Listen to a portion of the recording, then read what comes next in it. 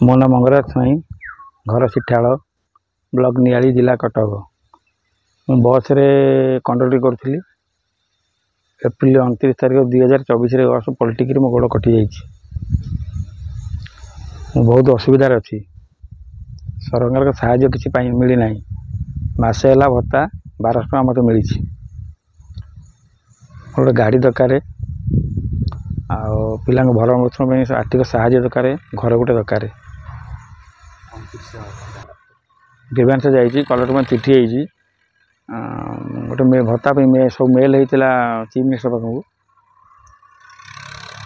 ବିଡ଼ିଓଙ୍କୁ ଦେଖା କରିଥିଲି, କଥା ପକାଇଥିଲି।